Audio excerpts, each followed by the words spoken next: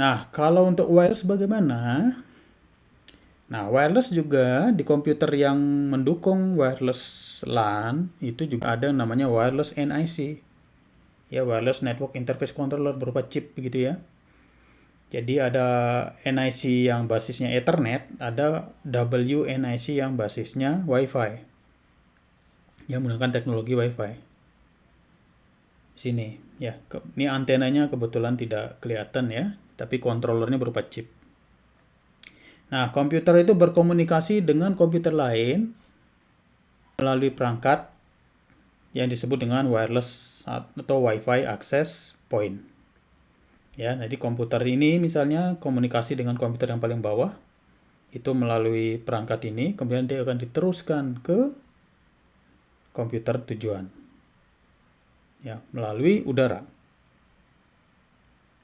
Nah, masalahnya sekarang apa? Kalau melalui udara, memang ada, kalau kabel kan sinyalnya melalui kabel ya, melalui kabel, kemudian diteruskan ke tujuan. Sedangkan kalau pakai udara, nah, ada tantangannya. Tantangan pertama itu adalah yang utama, itu adalah interferensi. Jadi jika ada dua komputer memancarkan sinyal pada saat bersamaan di frekuensi yang sama, itu akan terjadi interferensi yang mengakibatkan pesan tidak diterima dengan benar di tujuan. Ya, karena tercampur sinyalnya. Sinyal tercampur, ya, sehingga mengakibatkan kapasitas jaringan tidak optimal. Mengapa? Karena sinyal itu tidak bisa diterima, sinyal harus dikirim ulang. Ya, data yang sama harus dikirimkan beberapa kali mungkin hingga sampai di tujuan sehingga kapasitasnya tidak optimal. Oleh karena itu diperlukan desain pemilihan kanal frekuensi yang tepat. Ya, dan juga tata letaknya akses point itu harus ditaruh di mana untuk meminimalkan interferensi sinyal.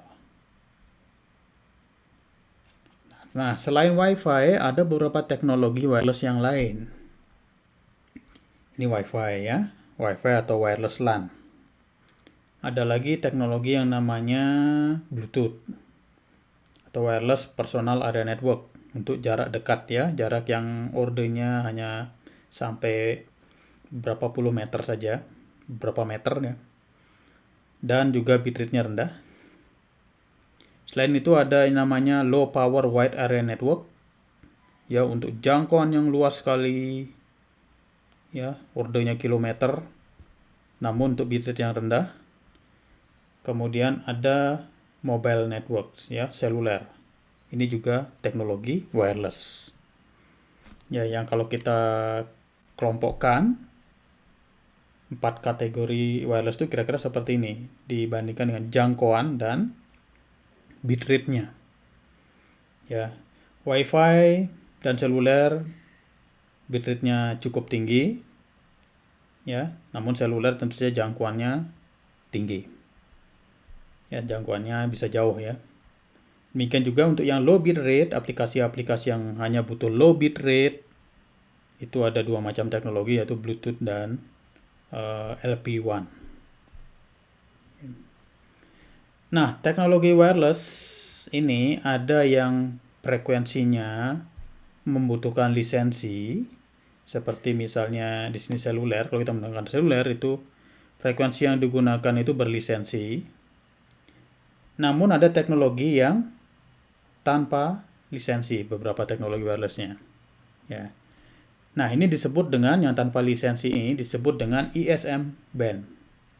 ISM itu singkatan dari Industrial, Scientific, dan Medical.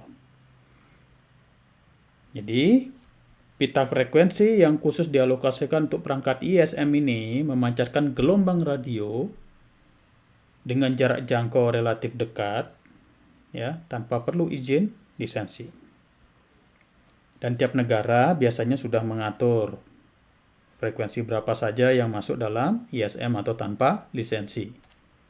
Misalnya contoh ya, kalau di Indonesia ini berapa contoh frekuensinya NFC.